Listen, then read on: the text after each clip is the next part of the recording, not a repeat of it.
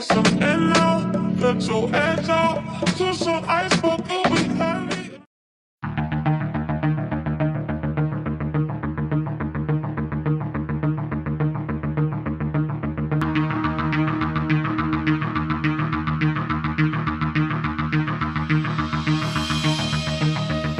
What's up guys, it's your girl NeesyRaychelle, and I am back with a new segment that I would like to add to my channel.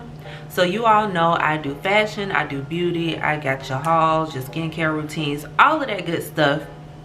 And since I'm already in the fashion beauty world, even in my career, I thought that having a fashion news, beauty news segment either weekly or once a month would be something good to add.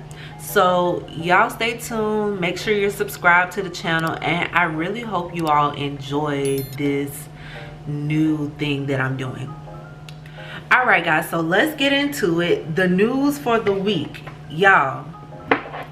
Morphe is being sued. Morphe has a class action lawsuit out right now as we speak for a ton of products. And I will list those products down below in case you do have some of these products and you might want to, you know, slide on in and, you know, do something about it. But because of this lawsuit, all of the United States stores are closing. Now, I'm not sure if they officially closed any stores in other countries, but as of right now, all of the United States stores are closing, so we will no longer have Morphe stores. Not like I had one in my city anyway, but we won't have those stores anymore. So I did pull a little excerpt from the Fashion Law website. And basically it says Morphe Cosmetics is on the receiving end of a proposed class action lawsuit accusing it of knowingly y'all, like this ain't like, oh snap, like we made a mistake, knowingly engaging in false advertising, unfair competition, negligence, and products liability in connection with this manufacturing and sale of makeup that is inherently dangerous. Now that is in quotations. According to the complaint that they filed in a California federal court last month, Crystal D'Amato, Amanda Montgomery, and Taylor Maxwell, these are the plaintiffs of the case, claim that Morphe is offering up eye makeup products that contain color additives and ingredients that are dangerous when used on the immediate eye area, and at the same time failing to alert the consumers, including children, about the risk of such known dangers. Now y'all know we don't play about the kids. Now we don't play about kids, and come on now, like come on now, really. So the colors that are being used that should not be used are FDNC red number 4, DNC red number 6, and DNC violet number, I can't remember which number that one was, but they have been listed by the FDA as unsuitable and unapproved for cosmetic use in the eye area. Both the FDA and California Health and Safety Code tightly regulate color additives for use in cosmetic products. And so my thing with this is they never actually, the way they kind of got around it for so long is they would call them Artistry palettes instead of calling them eyeshadow palettes. So an eyeshadow palette clearly is for the eye. Artistry is so vague that you kind of won't know that you're not supposed to use it on your eyes. Like, how would we know? You know, unless you're a scientist or somebody that actually does like due diligence research on products, you wouldn't know that you weren't supposed to use it around your eyes. Shoot, I got a Morphe palette in there, but it's not on the list, y'all, so I'm safe. My product actually does not fall on the list, and again, that list will be listed down below so you all know what the products are in case you are using them. And hey, like, if you're not having no issues with it, then keep doing what you're doing. But you know, this is just for your knowledge. So like I said, Morphe has closed all of their US stores. The parent company, Forma, has filed for bankruptcy and parted ways with the Ariana Grande Rim Beauty. So Rim Beauty is Ariana Grande's line that launched in Morphe. And I think they parted ways, which these are my opinions on why it happened. They parted ways because if she would like to still continue to sell her products and stuff, it's not smart to be a part of this company in the time. You know, timing means everything. And right now, I don't think I would want to be involved with a company that got that kind of lawsuit on them. And stores are closing.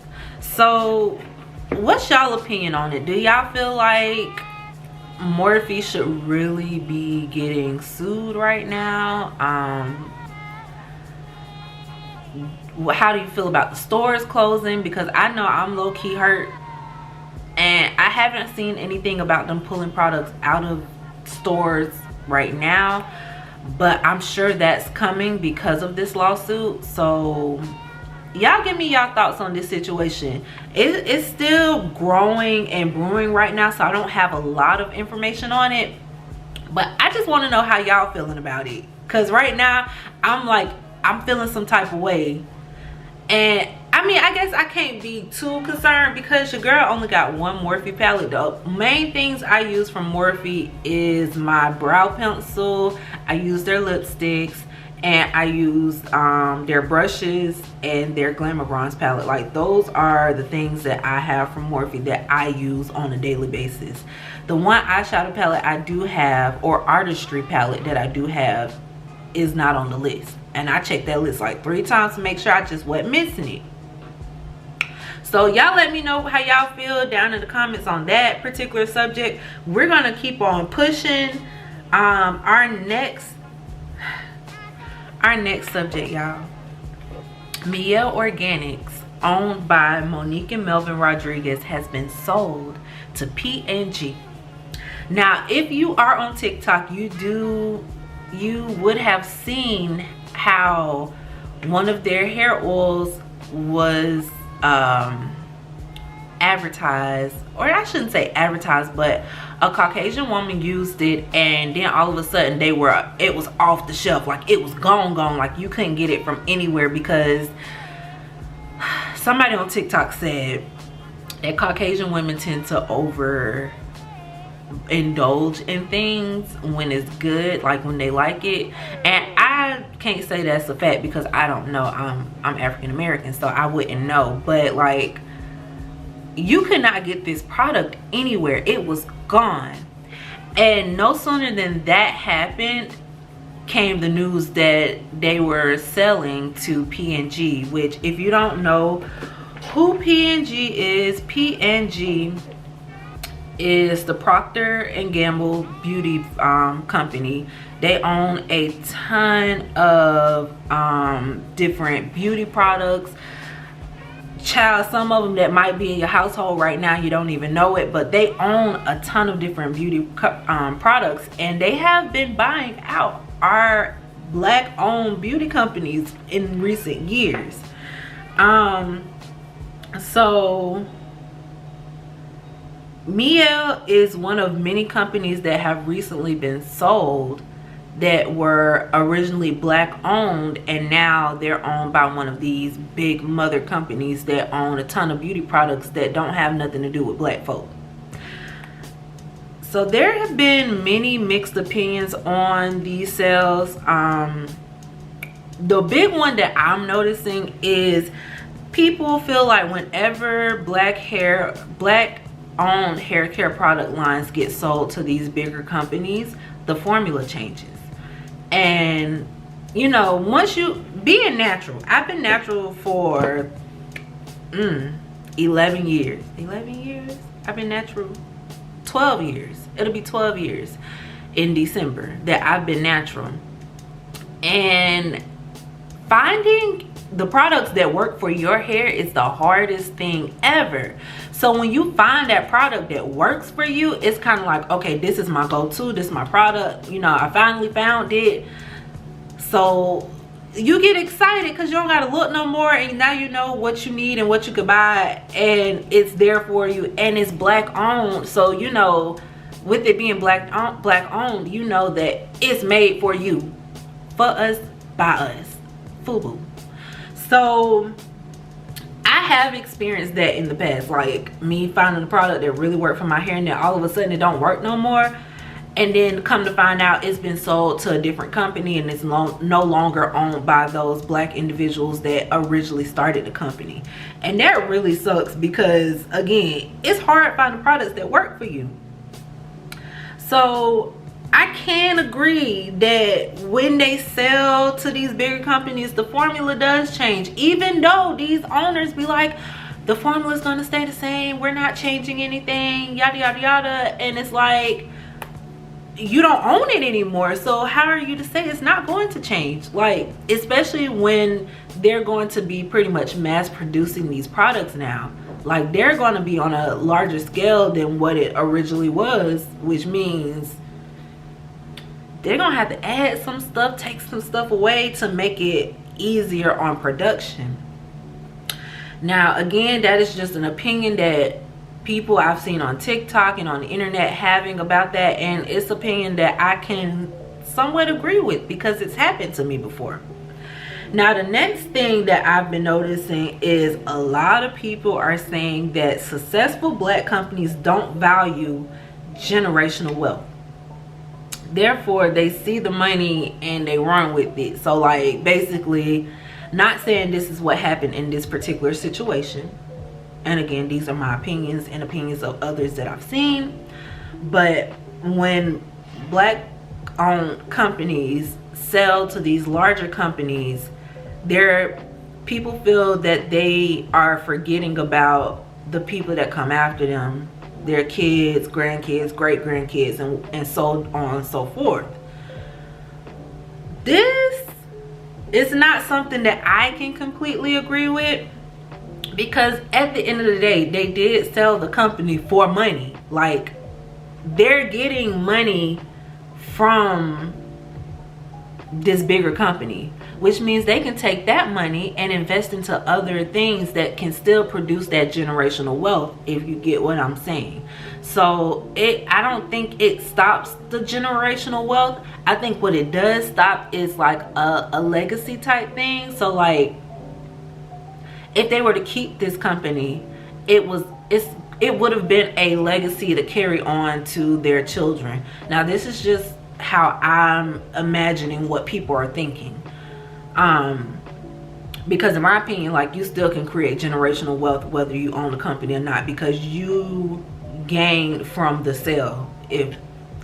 I hope y'all get what I'm saying, but you gain from the sale, so now you have money to invest into other things. Like, you can't have all your money in one bucket. Like, that's always been my thought process. Everything can't be into one bucket. So now that they've sold this company, now there are other things that they can use that money to throw into. Shoot, they might still have a share in the company, they just aren't the owners anymore, which means they still would profit. If y'all get, I keep saying if y'all get what I mean, but what are your thoughts? Do y'all think it was a bad move for black people in general? Do you all think it was a bad move for the products in general? How do y'all feel about that? Like, I know for me personally, being a natural sister myself, it does kind of suck when this happens, because again, a lot of the time the product does change, the formula changes, and it doesn't work for your hair like it used to. And again, that generational wealth doesn't mean holding on to one specific thing. Generational wealth can come from several different things. You just have to know how to move your money strategically, and I really believe that's what they were doing. I don't think they were doing this to just get you know, like, make a come up real quick. I think they're strategically doing something. So that's just my thought process on it. Y'all let me know what y'all think about it. And yeah, that's all I got for this week. Again, this is a new segment, so I hope I did all right for my first time. I hope it wasn't too like all over the place, but don't forget to like, comment, and subscribe, and remember, stay chic, babes.